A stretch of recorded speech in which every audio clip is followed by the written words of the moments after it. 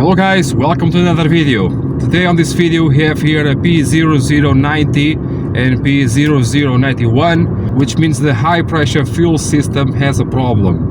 Today I'll show you how to diagnose the problem and I will show you how to solve it as well. Okay, so what you want to do is to find a nice piece of road, preferably that has uphills. Okay, so you have to do some hard pulls, and in the meantime you have to see on your diagnosis machine, you have to see some parameters. I'll show you in a minute. Okay, and in that way you have to confirm that your problem is indeed where you think it is. So the P0090 and 91 say that the pressure is not enough when it's being produced, and the diagnosis machine will try to show you what is happening on the pressure and what it should happen on that same pressure. So I did here a graphic so you can understand better what I'm talking about. What you want to do is third gear, fourth gear, just pull on it to red line, switch the gears hard to provoke a very unstable pressure, try to provoke the problem.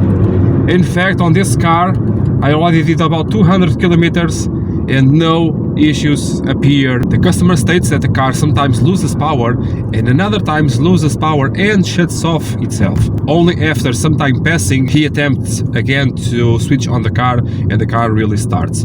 I have two fault codes for that, the P090 and 91, and that is my lead here on my diagnosis. But let's see here the parameters, how are they? So we have here the pressure, the objective pressure, and we have here the real pressure over here. Okay, so this is what is happening on the pump, and this is what it should happen on the pump, and between them we cannot have an excess of more than 200 bars of pressure. So as I am driving, I will have a peak of about 1400 bar. I also hope to have the same number over here. I know for the fact that the number is not quite there, but let's see by how much. Seeing fuel rail pressure is much like seeing turbo pressure. You have to stabilize it. So I am third gear all the way uphill, and I want to see there on the objective over there, and I have not enough pressure happening. So 1350, and I have just about 1290 bars. So I have a little bit less than I should, but that is not enough to trigger a fault code, not yet at least. So I have a clue as why is this happening, and it is down on the engine compartment. The symptom is the same on fourth gear, on fifth gear, and all the way to top speed of the car. Already did that too. Okay, and the pressure is always 60 bar or 70 bar less than it should be. So I really have a problem regulating the high pressure of the fuel. So here is what I think the problem lies. I have here a high pressure fuel pump. It is the same as the one that is assembled on the car. What I know is happening is a leak. 3 leaks to be exact, one over here, there, and on the other side. Okay, so this is just so you to understand what I'm taking off. I will take this pump out to be repaired and to be verified on the bench, and in that way having a guarantee that everything will be okay for another 300,000 kilometers. That is the mileage of this engine, or 22 years. So the leaks that I have over here may be an indication of the fault codes. Sometimes, depending on the cold mornings or whatnot, I can have a deviation here on the leaks, and in that way having more leaks, in that way creating the P090, okay, or 91. So yeah, we are going to do this, and we are not going to take out the timing belt. Yes. So start here by removing this bolt. I don't have the exact bit for it, the exact wrench. It will do.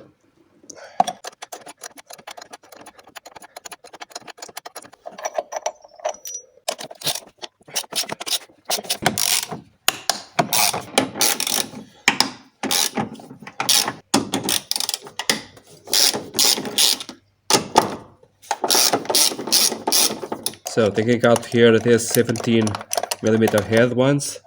Let's So another one. Now here the 15s for the upper wishbone.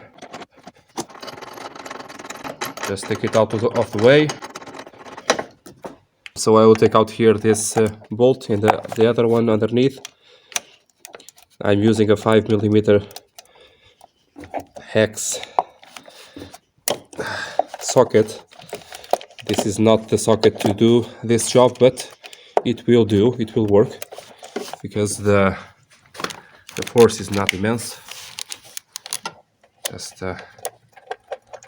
take it all the way out.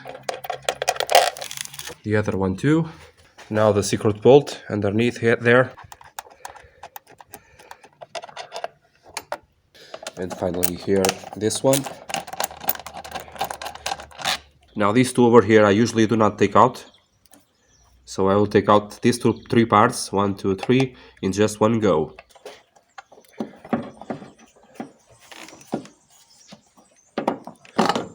Now you want to rotate the engine until this hole and this hole over here match with threaded holes that are here on this support over here. Okay, all this aluminium support. One over here on this area and another one over there on that area. Let's rotate the engine and see.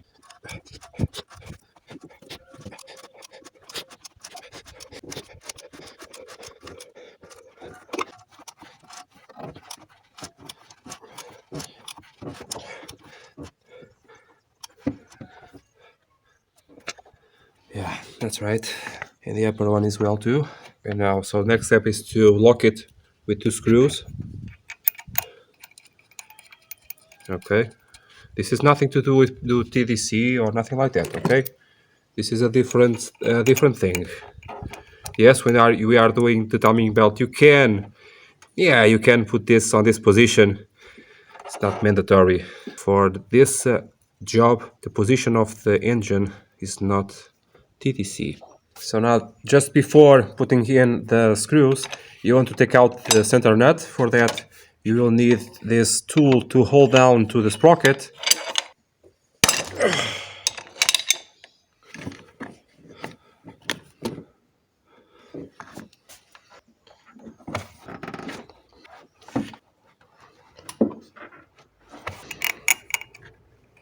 Now you need a puller to take out here the sprocket. All of this work will be done without removing here the timing belt or the cam belt. So I have here a homemade puller from my old boss. Thank you for that, boss. Yeah,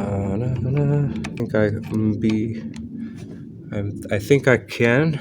Okay.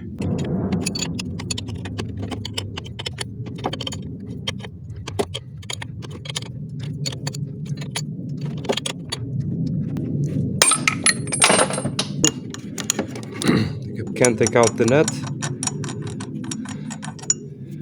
We have the sprocket is loose. Now the next step is to take out here all of these things around this area. This wiring will come up. This return line feed will go out. I think all the way out, I believe. And then plugs and nuts and washers. 10mm nut over here.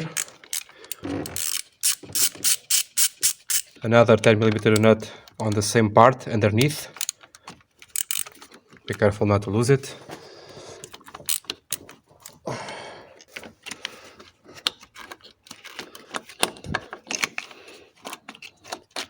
So now how can we'll take out these two over here, and then this part can go to the other side. Actually, I will remove both of the hoses. Okay.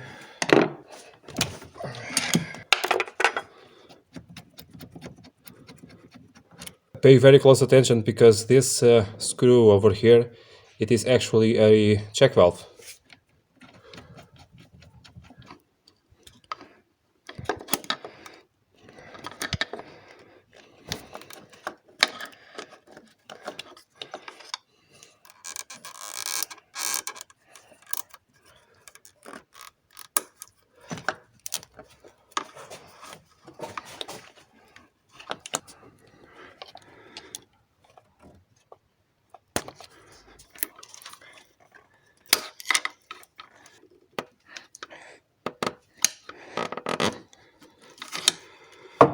remove the high pressure tube.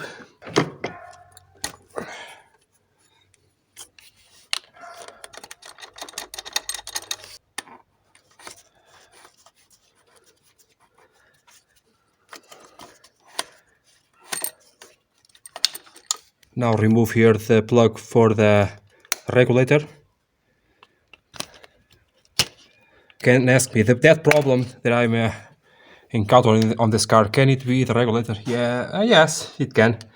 It's not very common on these cars to be. Normally, these regulators, when they fail, the car does not start at all. Okay, but with 300,000 kilometers, the pump has to be redone and the regulator will be tested on the bench. So now it's just a matter of taking out here the 3 nuts and the washers all around the pump. They are not very easy to do, but it's not impossible, okay? So let me see if I can show you how to do it. Maybe not. Maybe not. On modern versions, it's no longer a nut and washer. It's just a nut, the same nut that is used on the intake and exhaust manifolds, the 12mm one, okay? Because this is very annoying to take out, so they improved on that, okay? So just repeat 2 more times.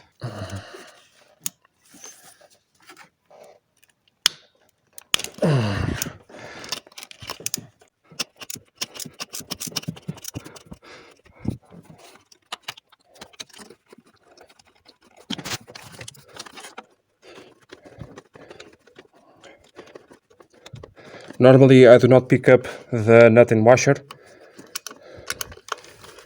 I can get it later. I can try, but not worth it, okay?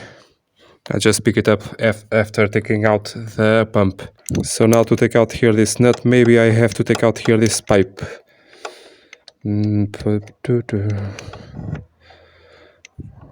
Possibly. If I had a swivel head, yeah, it's that's not very nice.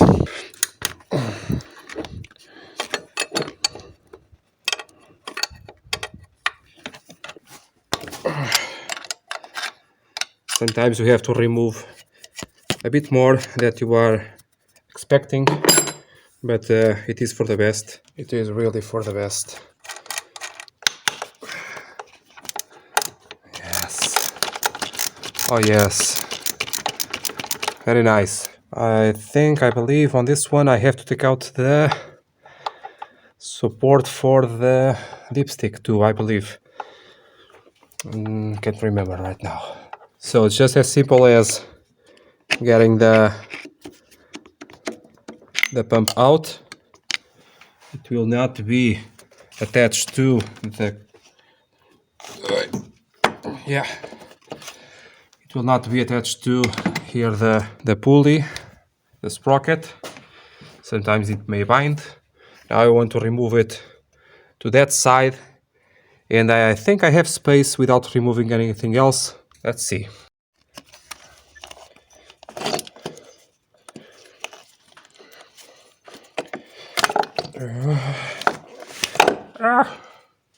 It's heavy.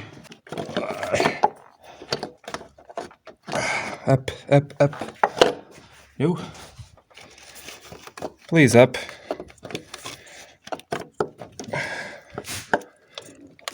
Oh, so heavy. Oh my God.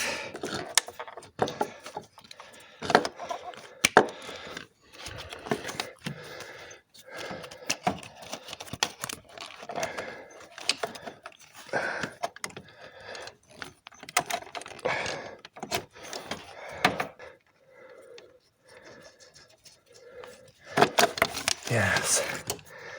Yes. It's out. So, yes. 1, 2, another washer. Just the nut to go. Where are you? He's here. Okay. So as you can see, the sprocket is over here. the belt is at this moment it is a bit loose because only these two screws are holding all this thing together. Okay, I advise you to use not the screws from the car, some kind of screw that you will not need for anything. The factory says to put here some zip ties over here around the belt and over here too. It's been so long since I do not use the belts, the zip ties, that I keep forgetting to show you. But it's no big deal, okay? You can do this. So, the pump. Yes, complete dark outside. I hope my illumination is sufficient for you. So, as you can see, no keyway on this pump. No keyway whatsoever on the shaft. So it is completely irrelevant the position of the pump. This one, because some pumps have to be adjusted. Some pumps have the keyway and do not have to be adjusted. Okay, so follow the procedure of your manufacturer. This one is completely irrelevant. If you have only two pistons, probably it has a synchronization. If it has only one piston, definitely has synchronization, okay, on the more modern engines. So about the leaks, yeah, everything leaking, so it will be completely overhauled on a specialist, and yeah, just assemble everything again.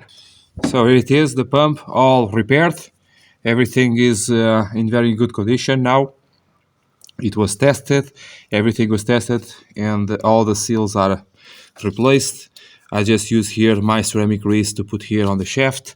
So in the future it will be a little bit easier to remove here the gear. I hope that is not very soon for that. I just want to reverse what you did so far. So what I did was to, yes, I pick it up with that nut. Make sure not to damage anything. No plugs, no connectors. The wiring loom, down you go. Come on. By the way, the repair center confirmed my initial diagnosis. The pump was indeed with low pressure. So now I just want to align here the studs. At the same time, you want to align the shaft with the sprocket. It's not difficult at all. Just a matter of getting the hang of it. Now it's in place.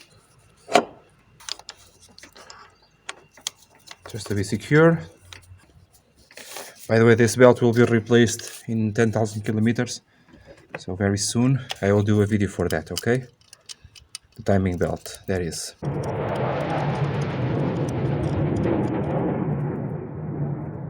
Remembering that you have this top nut with a washer and two more on each side of the pump. They are very difficult to show you and they are very difficult to get to it. So the washer is there on this side. Remember that I took out here the high pressure pipes. About these pipes, the factory says on all makes and models, once you remove that high pressure pipe, you can no longer reuse it. You have to put new ones. Yeah, only on one engine I saw that really pay off. It was on the 16 valve 1.6 liter PSA engines. Those high pressure pipes are very, very nasty. So on that engine you really have to respect that. But on these ones, no, not really. Okay, just be careful, okay? Okay, tighten by hand. Now the other one. So for that nut and washer, I just remove here this bracket that holds the wiring, for example, and here also the dipstick tube. And I think it will be much easier to put in.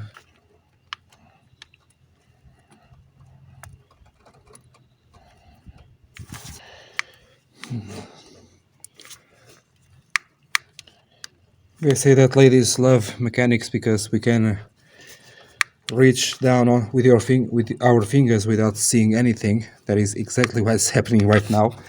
I'm just feeling not seeing anything. And then you can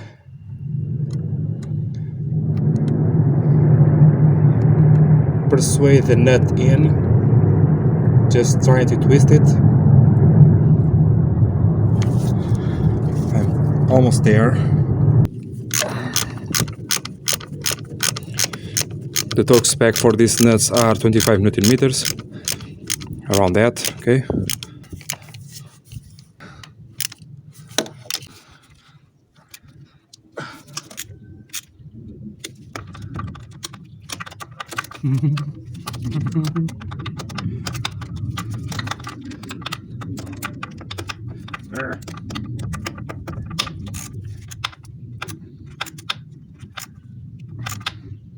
Okay, put the brackets back on.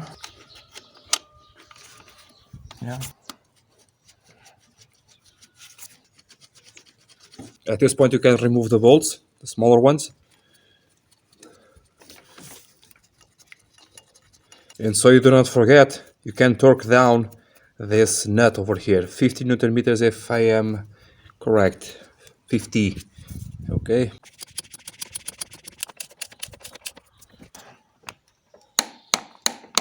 Okay. So right here, do not assemble anything else, because you want to test the engine to see if it runs, to see if the belt stays in place. Okay, because if you assemble the pump incorrectly, it can be crooked and it can throw out the belt. And you want to see that, if it is happening or not. So the regulator connector, very important, extremely important. Now I think in here the high pressure pipes. Yes.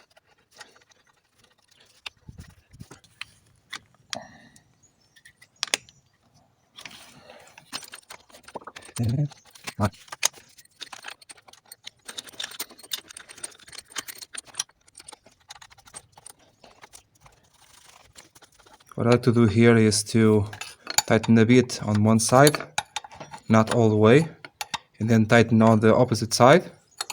And now I can go back and really tighten it all the way, because these pipes tend to move, and we want them to move into place, not out of place. The spec on this is by feeling, because yes, we have torque specs for this, but every time that I did the torque spec, eventually it was leaking, not enough torque.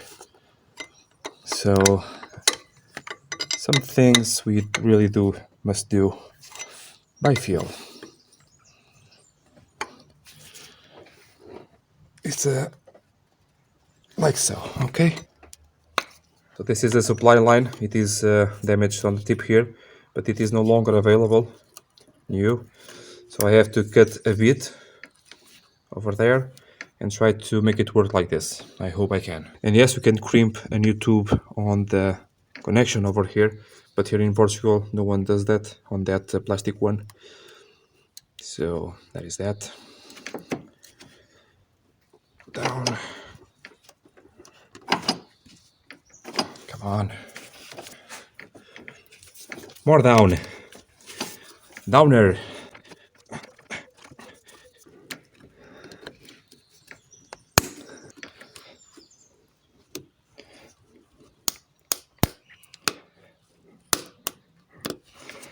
Now the return lines, I think it was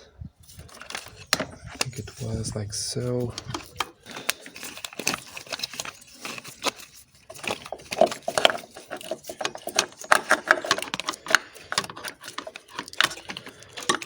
Okay. Try to take your time and put everything back together the way it was, without anything being out of place, falling on anything, and it will make your life a lot more easier if you follow that first original assembly. Yes, I know, sometimes you think, yes, that thing assembled on the bench is really easier, and then on a car it's much more difficult, because engineers, right? But believe me that Alfa Romeo still has some engineers that do know what groundwork is, that would know what working on cars is, because you can feel it on these cars. You can feel the worry of the the way that the parts are fitted, you know that the guy that was designing this was thinking, poor guy, I have to do something. I have to do something that in the future will make the life of these guys a bit easier. And I do notice that.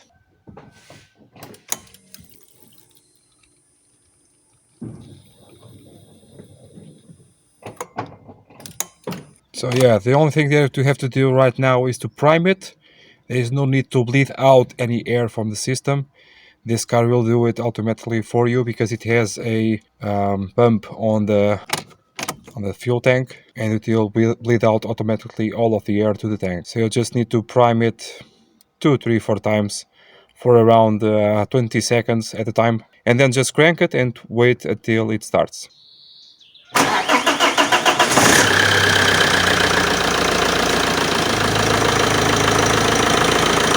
No issues whatsoever here on the belt. Everything is good. Check out for any leaks. Okay, on the high pressure fuel side, probably there is no leaks, because if it starts good, you will have no leaks. Most of the times, okay, most of the times. Check out here the low pressure fuel system to see if everything is okay. You want now to assemble the rest of the engine cover and test the car on the road. Once again, I like to put my cover like this in 3 parts. The metallic part with the 2 screws over here and the 2 plastic parts. Okay, this is how I like to do it, but beware of something very important. Even if you are separating everything, or for example, some people like to separate only this side over here, make sure that these 2 tabs over here are correctly inserted on the lower cover of the engine. Very, very important. If not, the belt will scrape on that lower cover and will damage the set cover and also the timing belt. Very, very crucial, okay?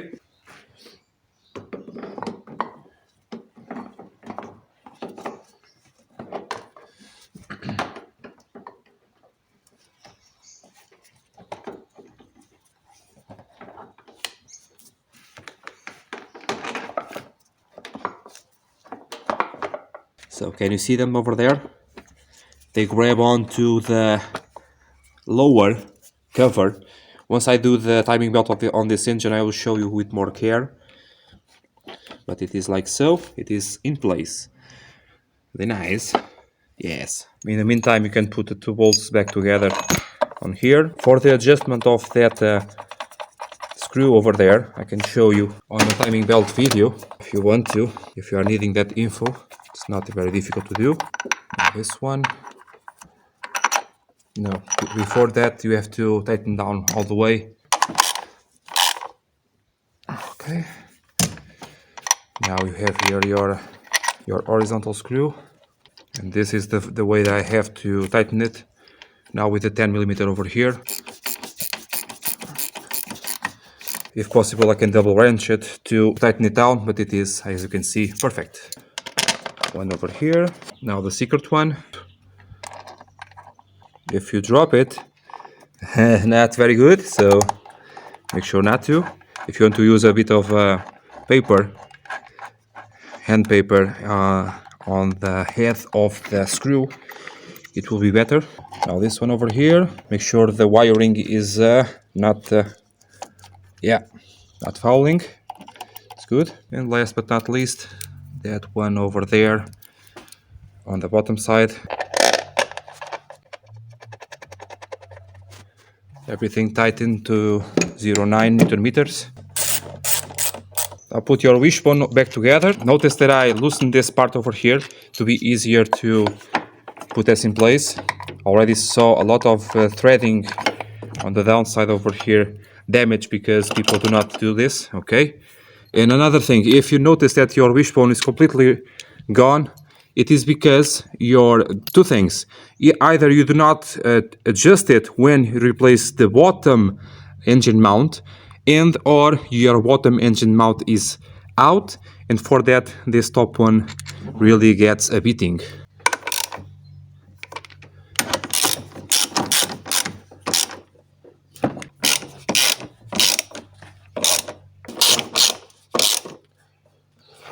Don't forget to tuck in your wiring, first the corrugated one. and then the cam sensor one. Okay, just like so.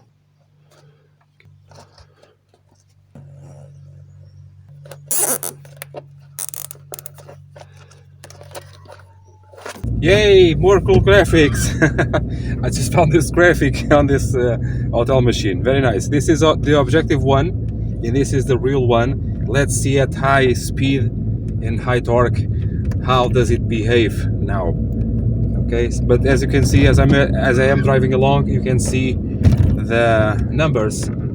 This is again the objective, what should happen, and this is what it is happening at all moments. It's a bit laggy, I know, but it is what it is.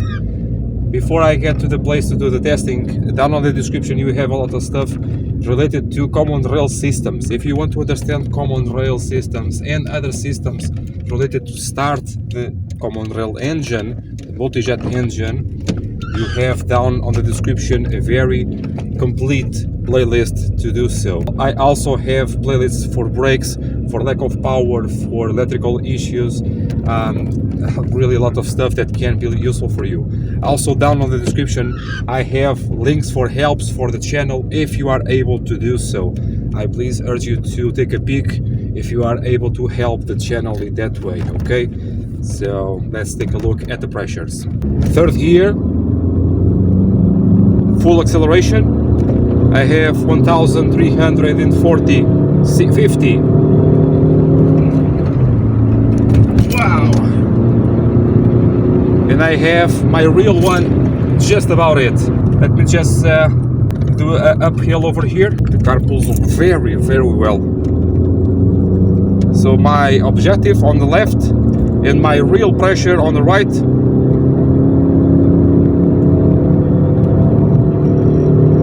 I have just a smidge under the pressure, the recommended pressure. I believe this is a job well done.